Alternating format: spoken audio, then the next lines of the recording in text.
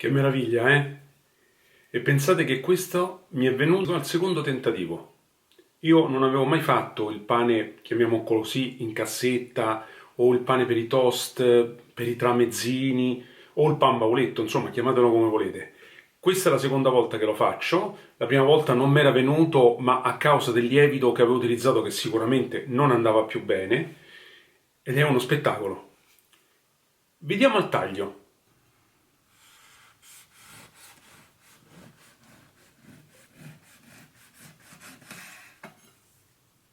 È perfetto, guardate.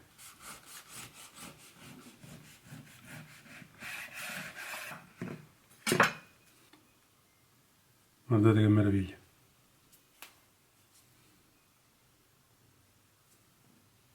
Allora, avete visto, è veramente fatto bene, ha la sua giusta alveolatura, è morbido, è uno spettacolo. Ma come ci sono arrivato? Perché oggi abbiamo cominciato dalla fine.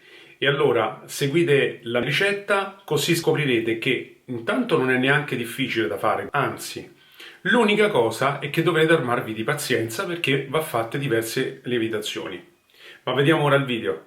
Una cosa importante però, a tutti quelli che mi stanno vedendo e ancora non si sono iscritti al canale, iscrivetevi, cliccate la campanella così non perderete i miei prossimi video e ci vediamo dopo alla fine della ricetta.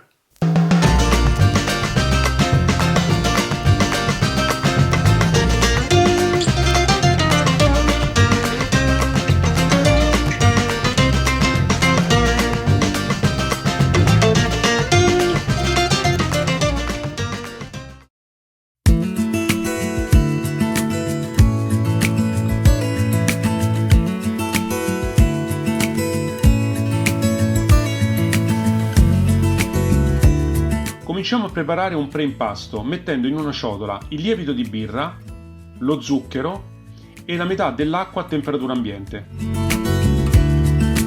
Mescoliamo per bene e facciamo sciogliere. Mettiamo ora 2 cucchiaini di miele. Dai 500 g di farina togliamo 60 g e mettiamolo nella ciotola per preparare il preimpasto. Mescoliamo bene fino a quando la farina non verrà tutta incorporata e il composto non sarà liscio ed omogeneo. Togliamo l'impasto dai bordi e trasferiamolo verso il centro, dopodiché copriamo con la pellicola e mettiamo il preimpasto in forno solo con la luce accesa a lievitare per circa un'ora. Ed ecco come si presenta il preimpasto dopo la lievitazione. Nella ciotola della planetaria mettiamo tutta la farina restante, l'acqua, il latte sempre a temperatura ambiente, il preimpasto e il burro morbido.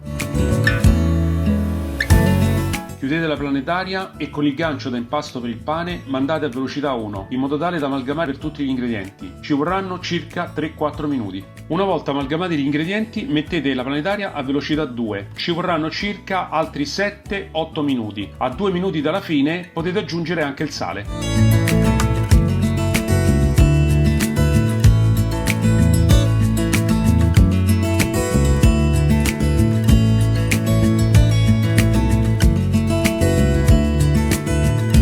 Come vedete l'impasto è abbastanza liscio, elastico e come vedete non si appiccica alle mani.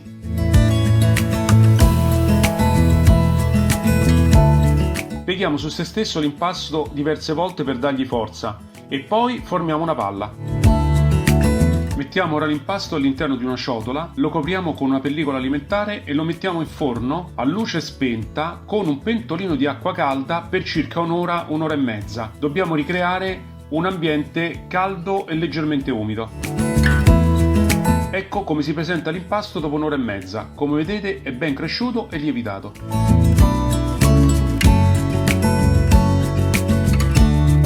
Ora raccogliamo l'impasto e mettiamolo o su una spianatoia o su una tavola di legno.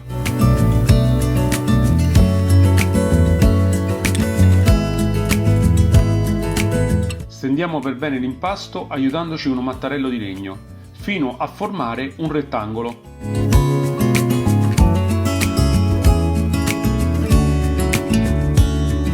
Una volta raggiunta la forma voluta, arrotoliamolo su se stesso. Mettiamolo ora all'interno di una teglia ben imburrata da plum cake di circa 30 cm di lunghezza. Spennelliamo ora la superficie con 10 g di burro fuso. Rimettiamo l'impasto all'interno del forno per farlo lievitare per circa una mezz'oretta, o comunque quando l'impasto stesso sarà uscito al di fuori dello stampo di circa 2 cm. Alla fine ecco come si presenterà l'impasto una volta lievitato. Come vedete è bellissimo. Infornate a 190 gradi per 20-25 minuti insieme a una ciotola d'acqua, questo per mantenere l'umidità. Passati i 20-25 minuti tirate fuori il pancarré e toglietelo dallo stampo del plum cake.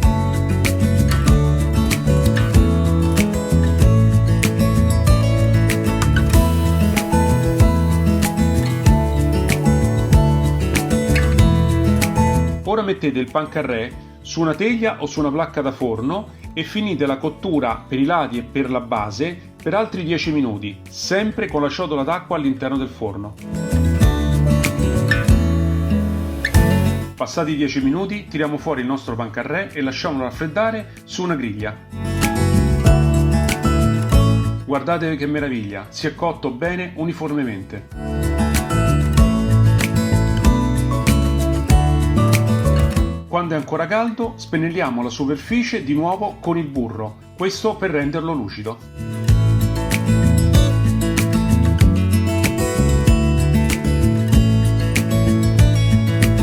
Ed ecco pronto il nostro meraviglioso pancarré.